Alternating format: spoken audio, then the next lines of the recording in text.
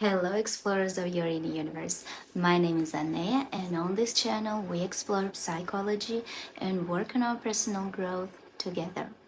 Today we're talking about one of the most iconic, frustrating and analyzed couples in the modern television, Carrie Bradshaw and Mr. Big from Sex and the City. We're going to dive into the psychology of their relationship and answer the burning question, why did Mr. Big never marry Carrie? This isn't just gossip about a TV show. This is a masterclass in attachment styles, self-sabotage, and the painful dynamics that can occur when one person is in love with an idea and the other is just comfortable. We'll unpack their story from the very first meeting to the pivotal moment their dynamic was set in stone.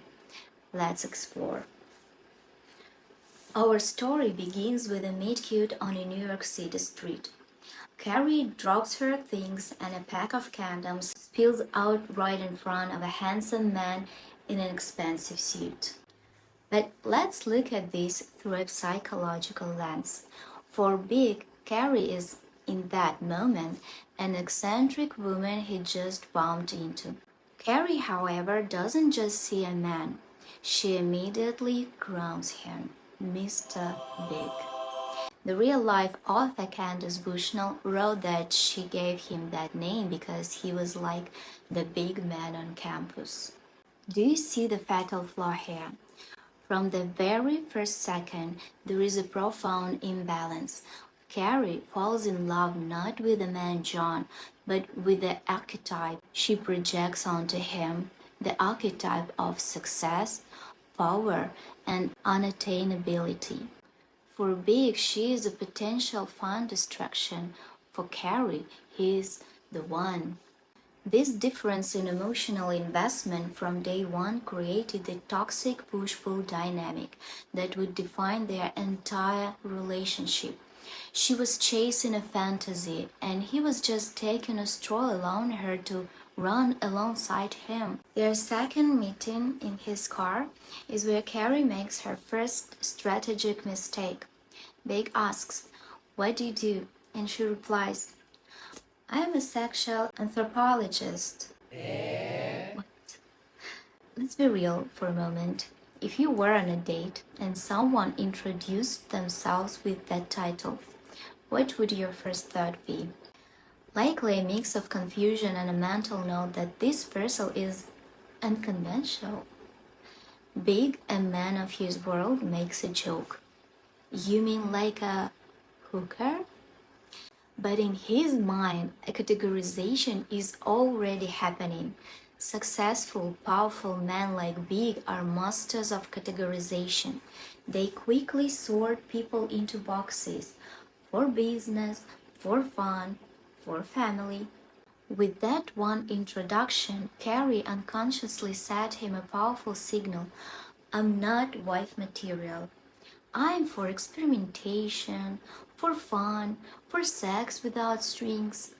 In her desperate attempt to seem interesting and unique to a man she already idolized, she placed herself squarely in the not for serious relationships box. And changing a man's mind once you're in that box is an uphill battle. Now let's look at their early dates. Big casually cancels their first planned drinks. He shows up for a date with his friends in town. Without warning, he takes her to the same cheap Chinese restaurant. The kind of place Carrie lately screams is for women you don't want to be seen with. Many see this as calculated manipulation, but let's reframe this.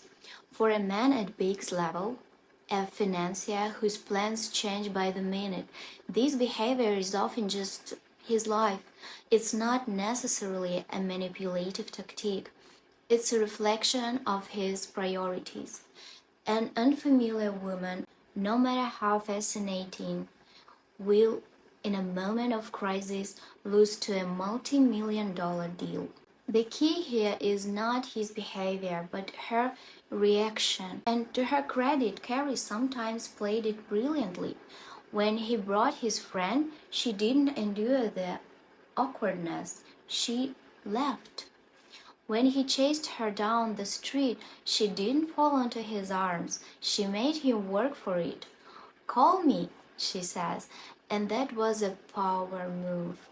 In these moments, she demonstrated self-respect, and big sensing the challenge, pursued her. But sadly, this was merely the calm before the most destructive storm of all. Then comes their first official date, the iconic naked dress and sex on the first date. Now, is there anything inherently wrong with that? Absolutely not.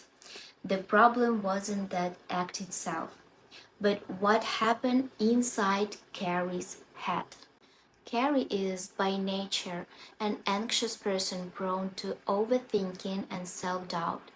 By sleeping with Big, whom she had already put on a pedestal, she achieved a powerful engine of self-sabotage.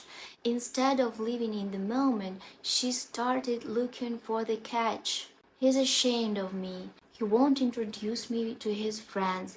Instead of calming, asking him about it, or simply suggesting a different place next time, she calls her friends, seeking validation for her fears. And of course, she finds it. And this brings us to the climax, the scene after which their relationship was forever altered. Let's talk about the scene that became their relationship's point of no return.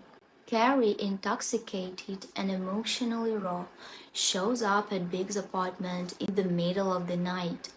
She unleashes all her accumulated anxiety, insecurity, and pain in a torrent of accusations. Carrie said, "I came here to tell you that if you are ashamed of me for some reason, then we can't see each other anymore. You don't introduce me to your friends. You take me to a restaurant where men take women they don't want to be seen with. It's like I'm this one part of a woman that you want, but not the whole thing." And Big replies, "Right now, I only know that one part, but I'm getting to know more." Do you feel that? In this moment, Carrie shows Big her most vulnerable, unregulated, and chaotic self. He sees an emotional hurricane. This was the moment of truth, the moment she revealed her deepest insecurities. And for a man who sought peace, control, and pleasure in a relationship, this was a major red flag. It confirmed that a relationship with Carrie would be emotionally taxing work. So, what was the root cause? Let's call it what it is. Carrie, for all her charisma and charm, did not fit the ideal image of a wife in Big's world. She was a friend, a passionate lover, an amusing companion, but she wasn't all money. She wasn't from his world. Think of his first wife, elegant, from a good family, the kind of woman you probably present at any high society event. Big was embarrassed by Carrie. He took her to dingy restaurants, hid her from his mother, calling her just another. He could compartmentalize woman for passion and soul, and woman for status and family. Carrie was firmly placed on the first category. And now for the most painful part. The real story. The prototype for Carrie was writer Candace Bushnell.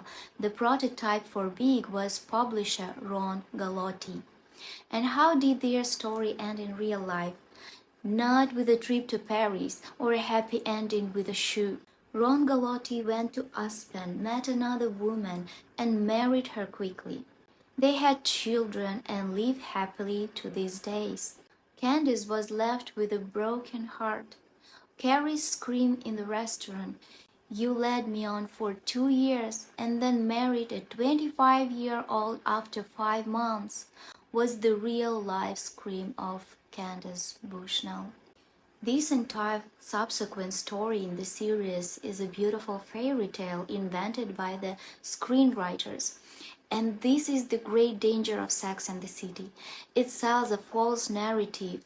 It suggests that you can be emotionally volatile, create dramatic scenes, and still get your man in the end. In real life, it doesn't work that way.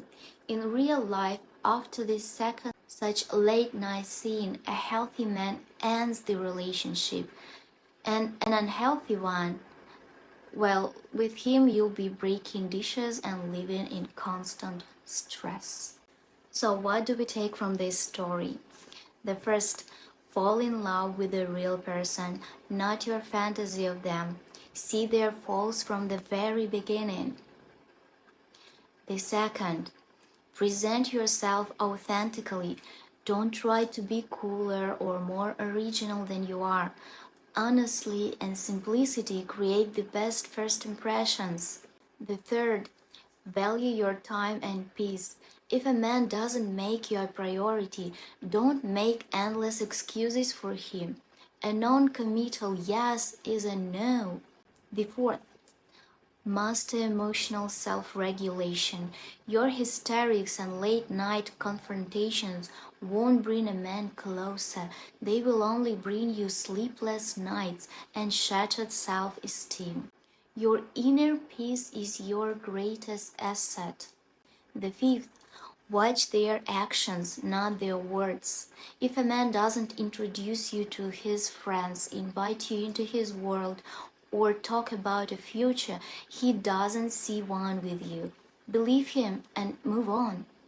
The story of Carrie and Big isn't a romance. It's a textbook on how not to build a relationship if you want happiness, not just the adrenaline of the chase. I hope this exploration was insightful for you. What are your thoughts on Carrie and Big? Share your perspective in the comments below. I love reading them. If you found this useful, please give it a like and subscribe for more explorations into psychology and personal growth. Until next time, explorers, bye!